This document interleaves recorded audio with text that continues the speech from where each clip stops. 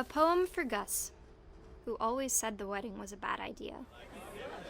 Our father never hit us kids, at least not very hard, before the day my brother said with teenage disregard that he'd be dead before he'd see a wedding in our yard.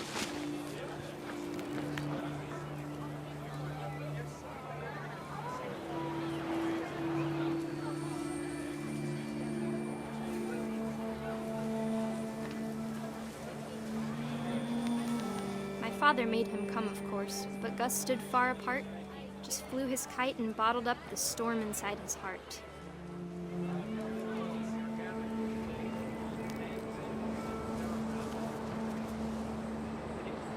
I tried to talk him out of it, but though he'd never met her, "We don't need a stepmom," were the words that I now pronounce you husband and wife. You may kiss the bride.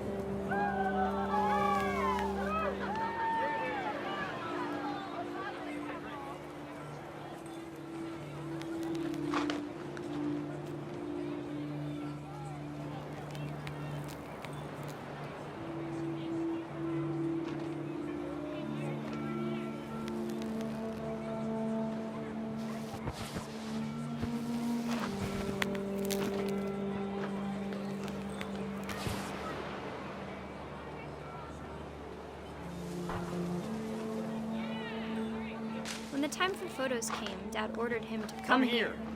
But Gus declined, and as a sign held up his middle finger.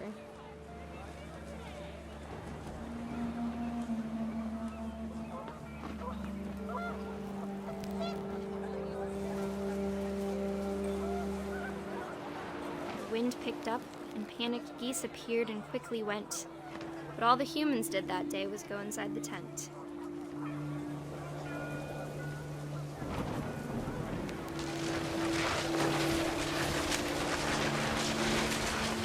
Rain came down in buckets then, but no one seemed afraid that nature might destroy the tent our dad had crudely made.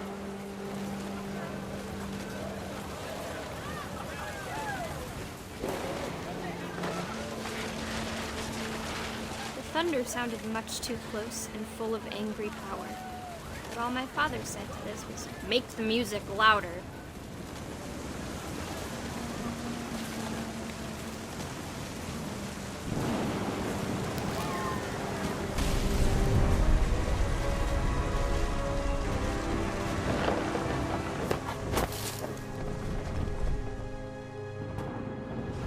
I wish that I could truly say I thought about you on that day.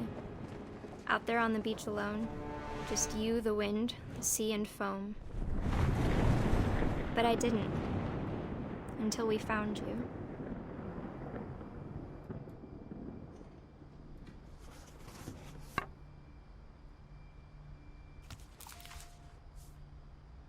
She never talked about him, but Mom told me once if I was a boy, they were going to name me Gus.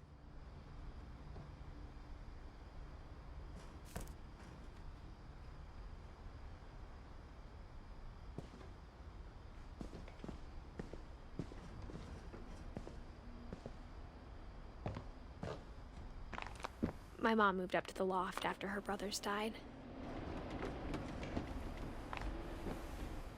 At the time, it was as far away as she could get.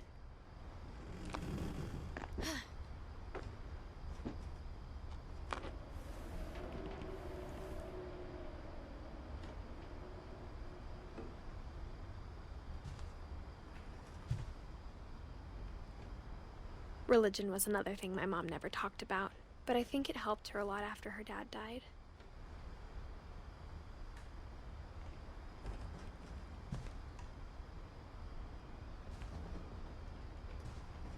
She spent a summer building houses in Calcutta, where she met my dad, Sanjay.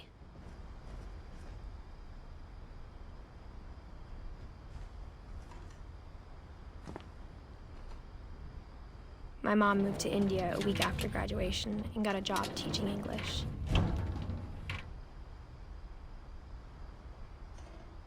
Louis was born a year later.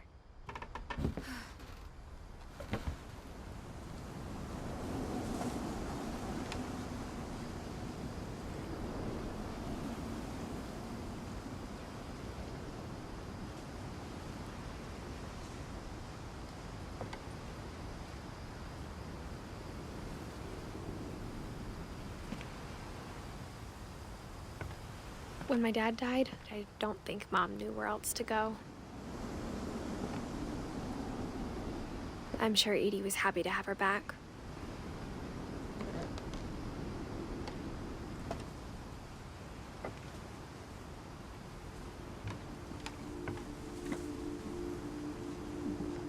The house had to get a little bigger, but Edie was used to that.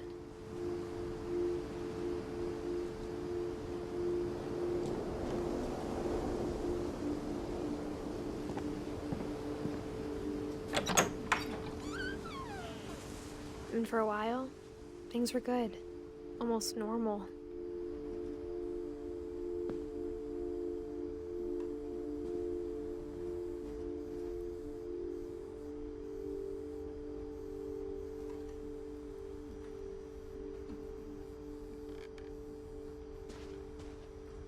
But it didn't last.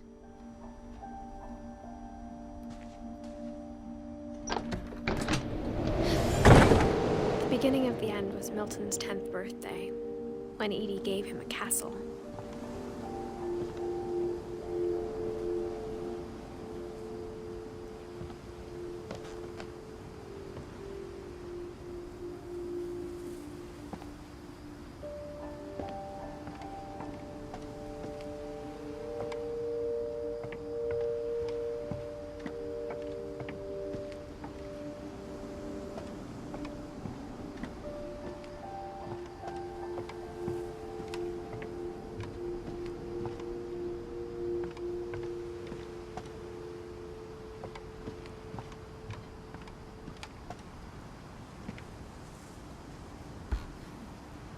After Milton disappeared, the only thing he left behind was a room full of paintings.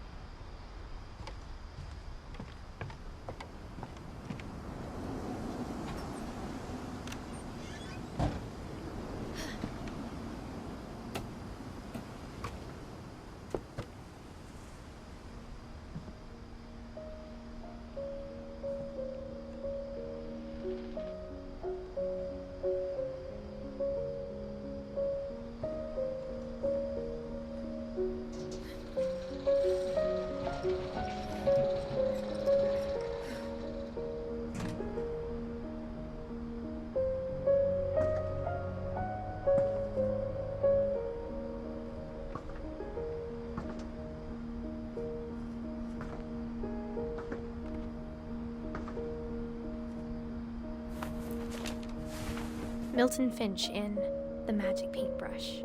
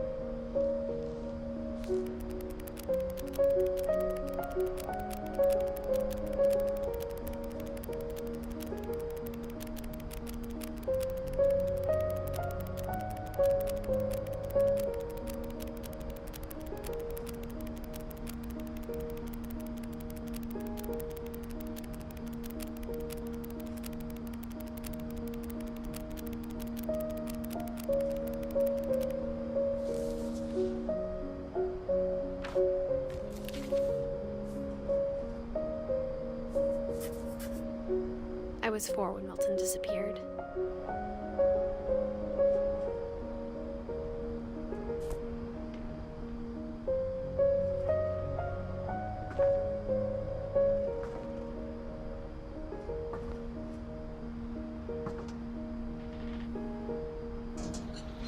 Mom spent months searching for my brother. Then she sealed the doors.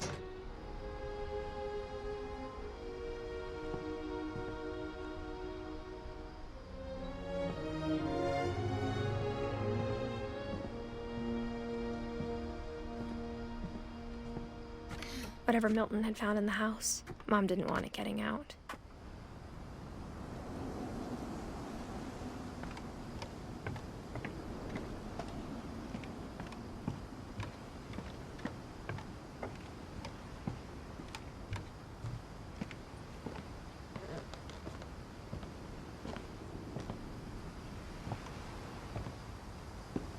Mom definitely blamed Edie, but I think Louis blamed himself.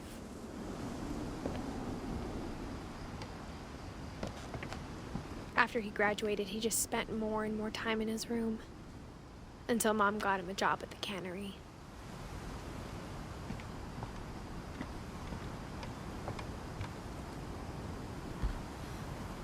Everyone always told me to stay out of Louis's room, except Louis.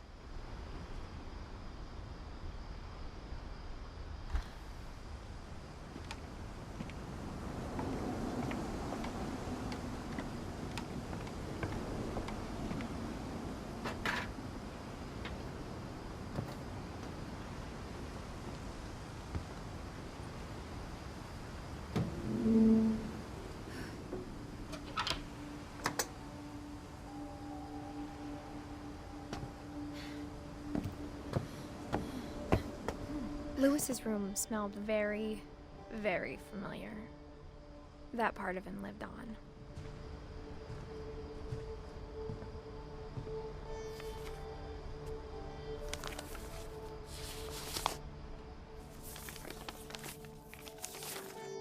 Dear Mrs. Finch, as Louis's psychiatrist, I can understand your desire for an explanation.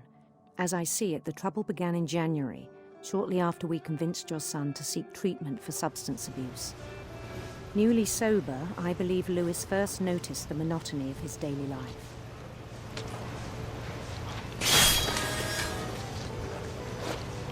He kept working at the cannery,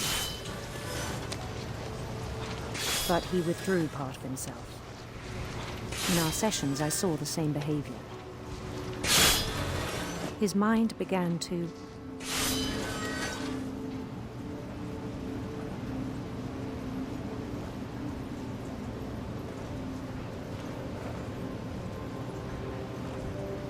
wander.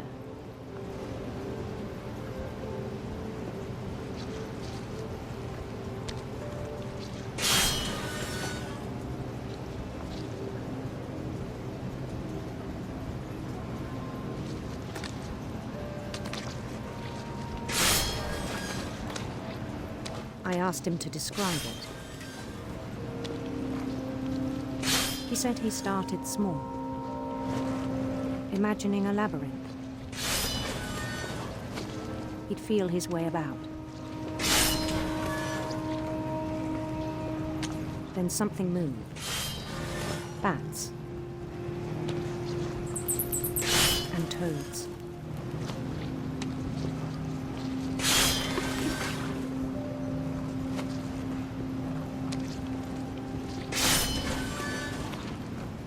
And things that have not names. He knew it was all in his head.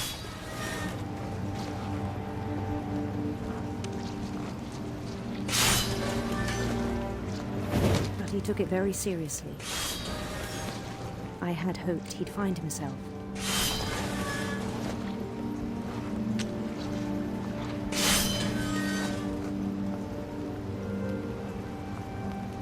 But he found something more. I worried about him then. Daydreaming at the cannery.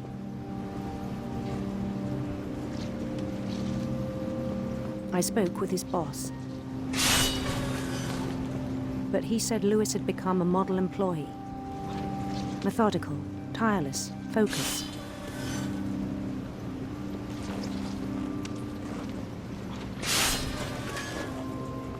Like a whole new Louis. So I let him go on.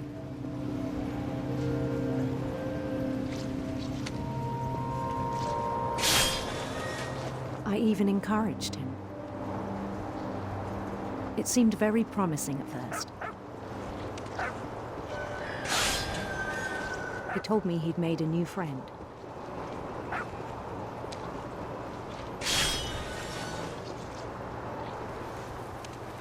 On the edge of a city he named Lewis Topia.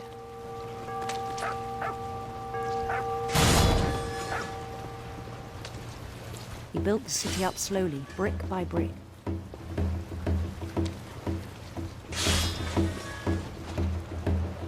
Then he made musicians.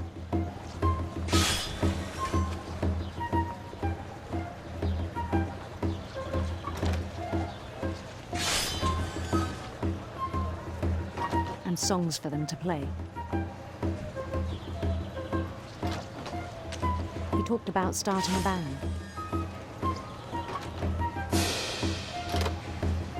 And he was always humming something.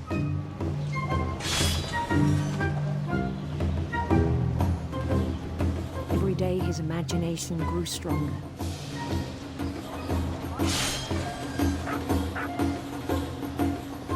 He no longer spoke at the cannery. But his chopping was as reliable as ever. Then one day it struck him that all the cheering crowds, even the stones under his feet, were all in his imagination.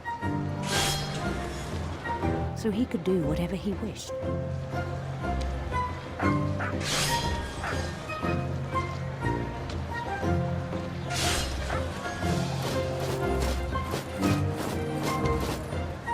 He held an election for mayor.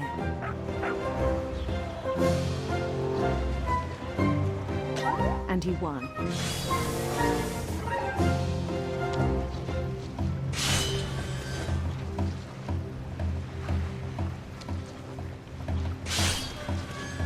They begged him to stay, but his mind was already wandering.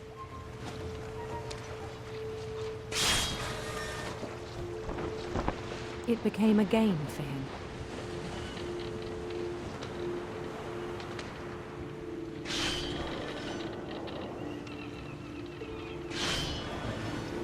He'd conquer a city, then immediately push on. New Louisville.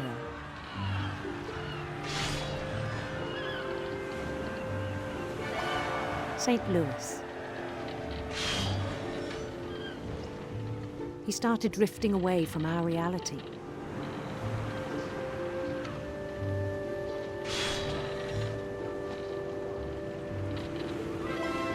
Minneapolis. Until one day he forgot to go home from the cannery.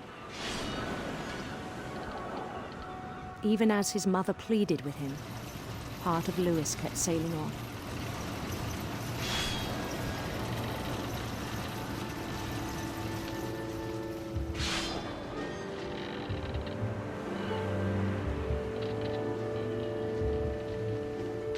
In Louisburg, he heard rumors of a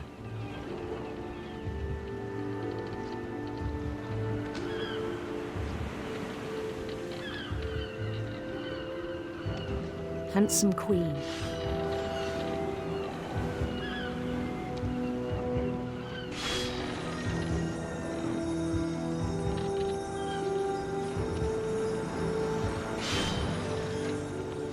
The queen was on her own quest for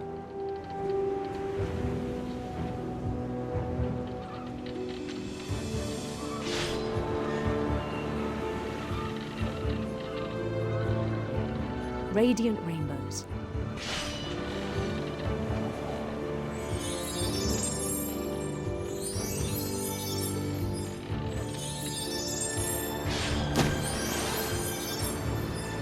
He followed the sound of her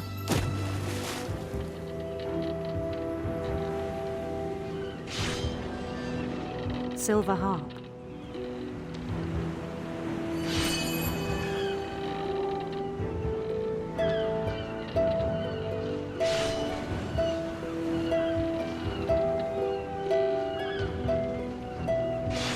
His chase led him to a golden palace east of the sun and west of the moon.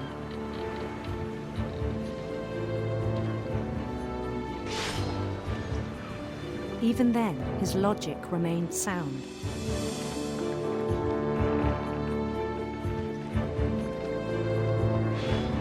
He knew the world was all in his imagination.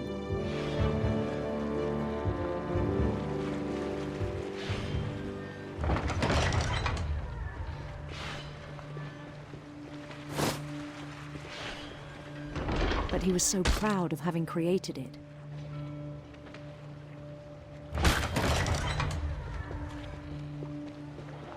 In his own eyes, he'd become something greater than a king.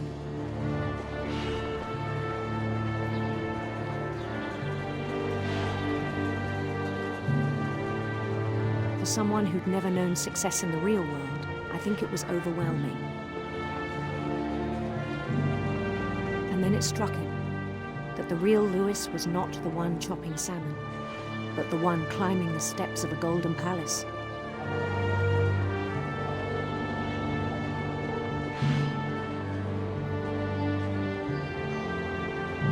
My imagination is as real as my body, he told me. It was hard to argue with him.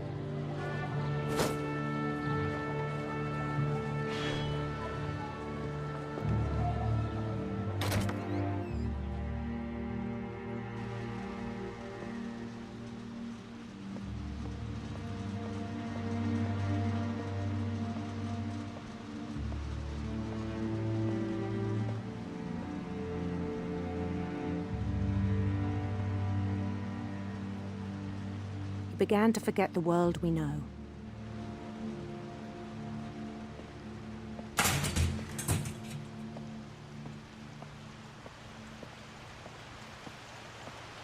I think it pained him to remember Lewis, the cannery worker.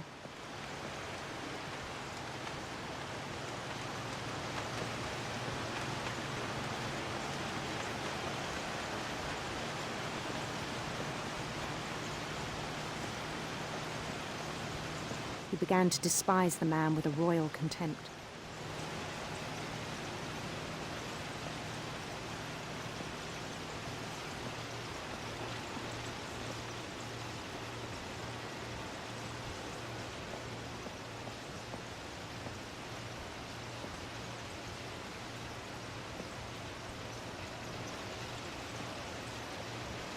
I still thought I could save him. Even after he said he was being crowned king over all the lands of wonder.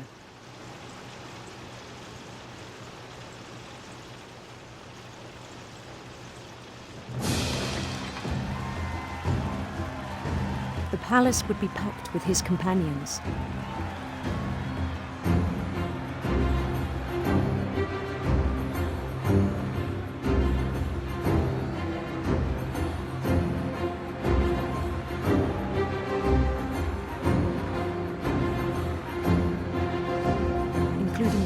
Calico had insisted on advising him.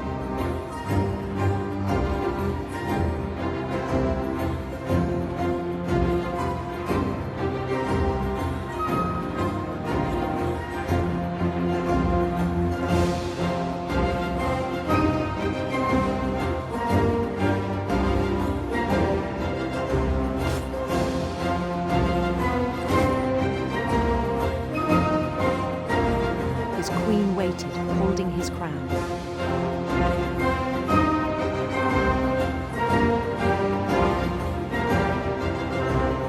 There was only one thing left to do.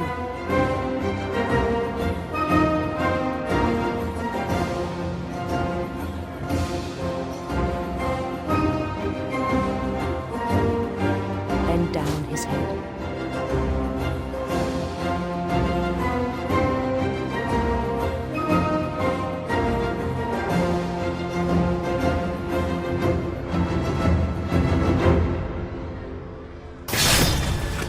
I think you know.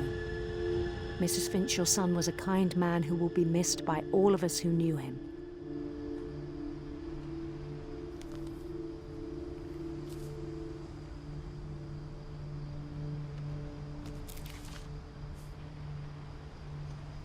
My brother was really cool.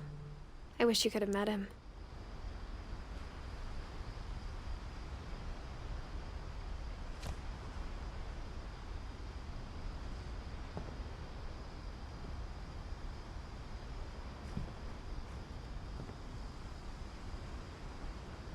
Lewis and I spent a lot of time playing games together, but he was surprisingly bad at them. He died a lot.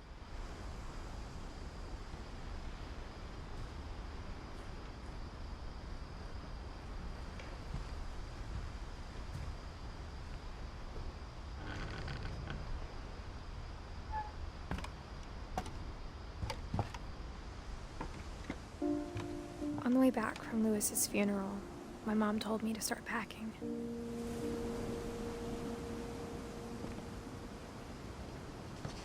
She waited until the day before we left to tell Edie.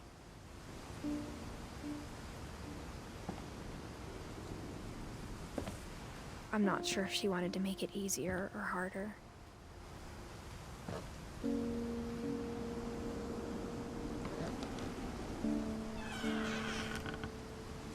I wish we'd stayed.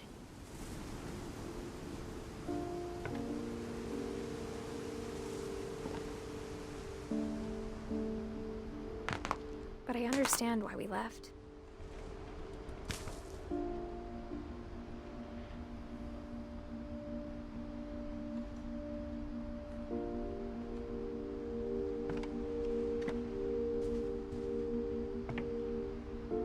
My mom ended up leaving everything behind.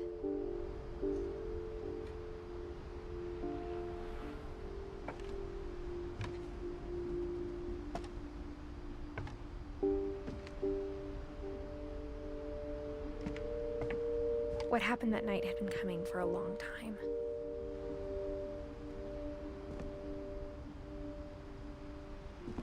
Maybe it should have come sooner.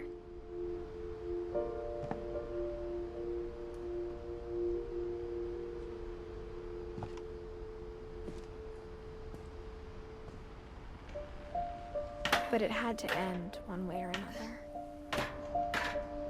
All that's left now was to tell you about that last night.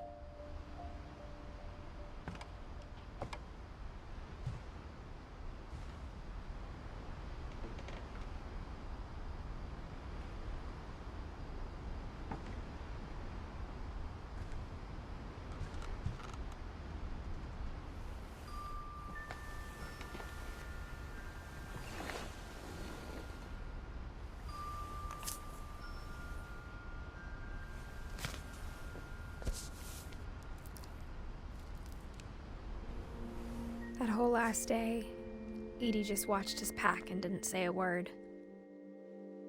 Until supper, when she raised her glass and said, "To our final night together, and all our final nights apart." Grandma, you know what I said about alcohol. Some of your medications are very Edith, specific. I left a present for you in the hallway. Why don't you go open it? The grown-ups have to argue now. I'm sorry, you're right. We're all leaving tomorrow. Let's just enjoy our last... I'm not leaving. Edith, you're excused.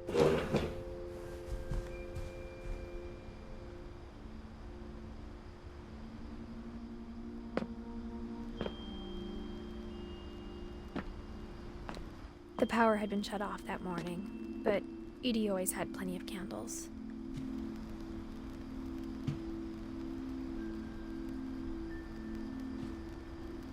When my mom sealed the library, I don't think she knew about the other entrance.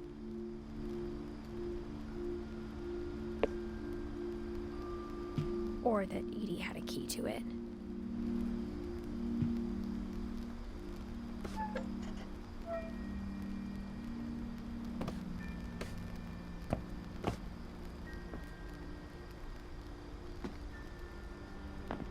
That thing you're afraid of isn't going to end when you leave the house.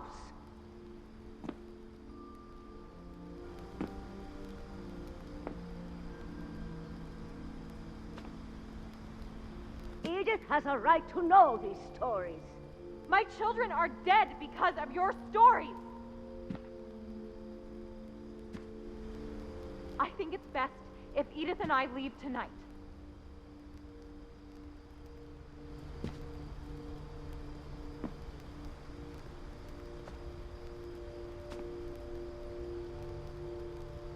We'll have the nursing home send a van for you in the morning, okay?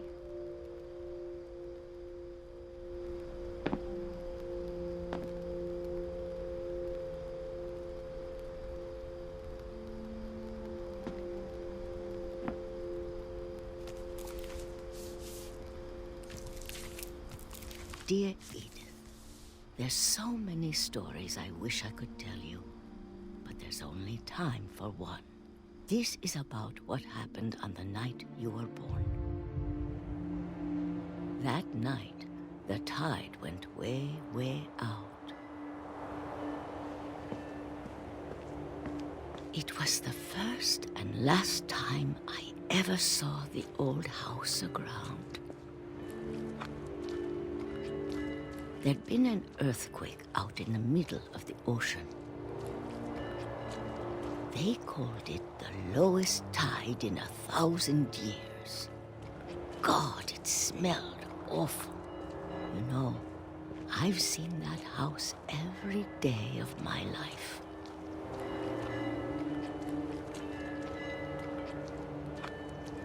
But I never thought I'd go back to it. When the fog rolled in, I lost my way.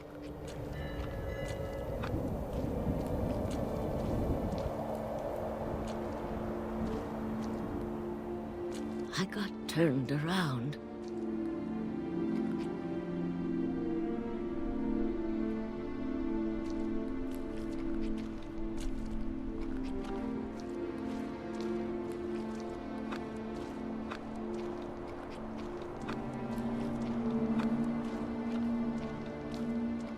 For a while, I wandered.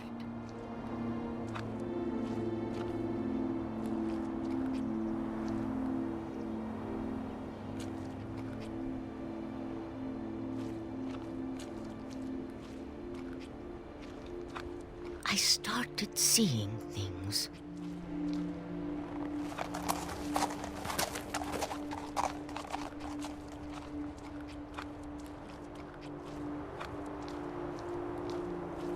Things I'd forgotten had ever existed.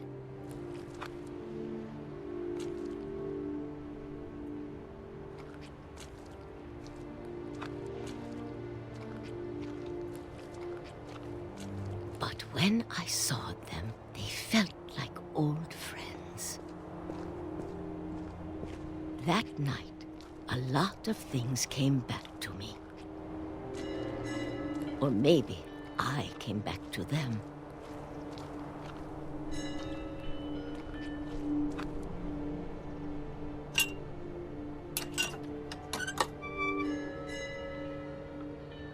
Things I can't explain, but that I need you to try and... Edith, what are you doing in here? It's mine. Edith! Mom, you're gonna rip it. Let go!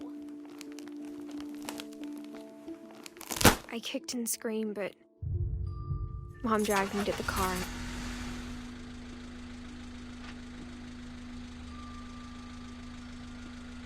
I never saw Great-Grandma Edie again.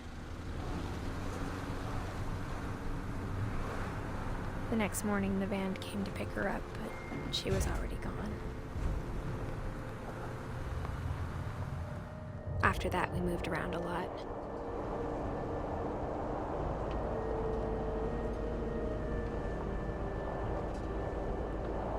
We both tried to make the best of it.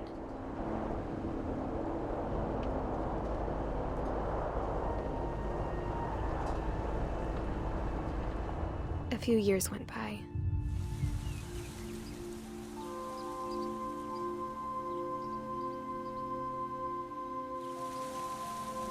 My mom didn't like to talk about it. But she started getting sick a lot. The rest happened pretty quickly.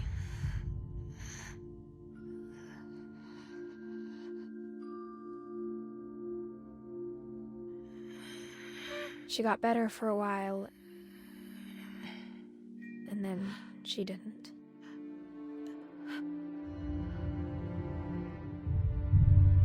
And then I was alone. The last Finch left alive.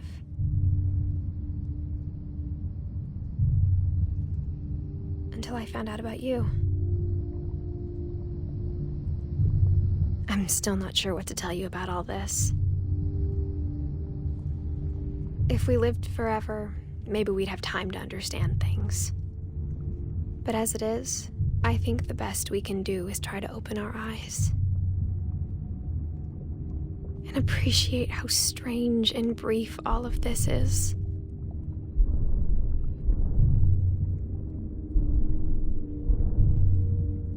This journal was supposed to be for you. But now I hope you'll never see it. I just want to meet you and tell you all these stories myself. But I guess if you're reading this now,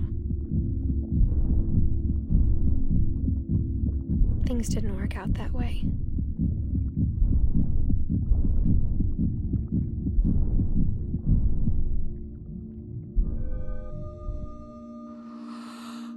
This is where your story begins. I'm sorry I won't be there to see it. It's a lot to ask, but I don't want you to be sad that I'm gone. I want you to be amazed that any of us ever had a chance to be here at all. Good luck.